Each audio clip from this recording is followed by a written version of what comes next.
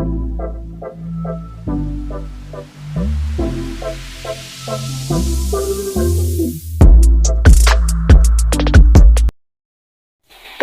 nama saya Agustina Gula, semester 1 MA8. Saya akan menjelaskan tentang hakikat bahasa dan sejarah perkembangan bahasa. Apa itu bahasa? Bahasa merupakan lambang bunyi yang tersistematis yang digunakan sebagai alat media komunikasi. Hakikat bahasa itu sendiri sebagai jembatan untuk memahami ilmu pengetahuan yang terbentang luas. Bisa kita bayangkan akan seperti apa jika kita tidak mengenal bahasa. Tentu saja kita tidak tahu ilmu pengetahuan yang luar biasa banyaknya. Ada beberapa fungsi bahasa sebagai sarana komunikasi. Yang pertama, sebagai pemersatu. Mengapa bahasa berfungsi sebagai pemersatu? Khususnya di negara Indonesia sebagai negara kepulauan, terdapat beberapa konflik sosial, baik yang disebabkan oleh perbedaan bahasa, budaya, dan budaya daerah. Dengan adanya bahasa Indonesia, perbedaan tersebut dapat disatukan dengan adanya bahasa Indonesia. Kemudian sebagai pengembangan ilmu pengetahuan. Mengapa bahasa berfungsi sebagai sarana komunikasi dalam bidang pengembangan ilmu pengetahuan? Karena di dalam menyampaikan ilmu pengetahuan itu menggunakan bahasa, jadi dapat mudah dipahami dan mudah dimengerti. Kemudian sebagai ungkapan emosi, dengan adanya bahasa kita dapat mengutarakan isi pikiran, perasaan, baik sedih maupun marah, senang, dan lain sebagainya. Kemudian sebagai kontrol sosial, dengan adanya bahasa masyarakat dapat membedakan atau memahami bagaimana cara supaya tidak menentang atau berbicara mengenai yang menentang norma agar tidak melanggar norma. Sifat-sifat bahasa. Ada beberapa sifat bahasa, yaitu yang pertama sebagai sistem. Mengapa bahasa bersifat sistem? Karena memiliki susunan berpola secara teratur dan tersusun atas komponen-komponen yang memiliki hubungan secara fungsional. Kemudian sebagai pelambang. Mengapa bahasa bersifat pelambang? Untuk memberikan isyarat kepada lawan bicara melalui kode. Kemudian bahasa sebagai makna.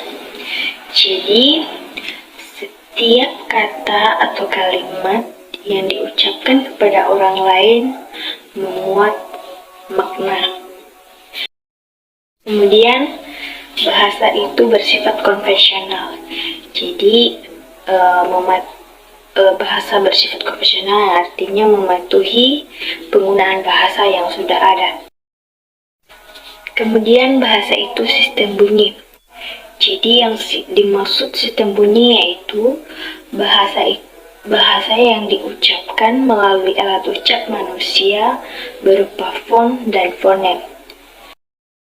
Dan kemudian bahasa itu bersifat produktif. Jadi setiap bahasa memiliki arti dan makna jika digabungkan dengan bahasa yang lain. Kemudian bahasa itu unik. Jadi setiap daerah memiliki keunikan bahasa tersendiri. Kemudian bahasa itu bersifat universal. Jadi setiap bahasa yang diucapkan atau dikeluarkan itu harus bisa dipahami oleh orang lain. Dan bahasa itu bervariasi. Jadi bahasa itu memiliki variasi tersendiri. Kemudian sejarah perkembangan bahasa. Sebelum bahasa Indonesia lahir, bahasa negeri orang timur dan termasuk negara Indonesia menggunakan bahasa Melayu. Seorang pelaut asal Belanda yang berlayar ke Indonesia menyampaikan bahwa bahasa Melayu adalah bahasa terhormat yang digunakan di negeri timur. Dan pada tanggal 28 Oktober 1928, bahasa Indonesia diikrarkan melalui Sumpah Pemuda yang ketiga, yang berbunyi, kami putra dan putra Indonesia berbahasa satu, yaitu bahasa Indonesia. Sejarah perkembangan ini dibuktikan dengan adanya prasasti Kedukan Bukit, Talang Tuwo, Kota Kapur, dan Karabarahi. Ada beberapa faktor mengapa bahasa Melayu dijadikan sebagai bahasa nasional. Yang pertama merupakan lingua franca, yaitu bahasa penghubung. Kemudian memiliki sistem yang sederhana. Kemudian suku Jawa, Sunda telah sukarela menerima bahasa Melayu sebagai bahasa nasional. Kemudian kesanggupan bahasa itu sendiri. Kemudian memiliki daerah persebaran yang luas. Kemudian memiliki kerabat berkaitan dengan bahasa Nusantara. Kemudian mampu mengatasi perbedaan antar penutur yang berasal dari daerah lain. Kemudian sejarah ejaan bahasa. Yang pertama, ejaan Republik.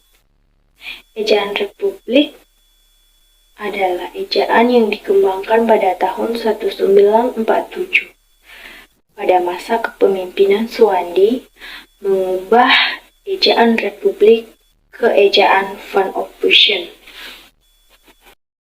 Kemudian ejaan yang kedua adalah ejaan pembaharuan yang dikembangkan pada tahun 1957, yang merupakan update ejaan Republik ke pembaharuan ejaan.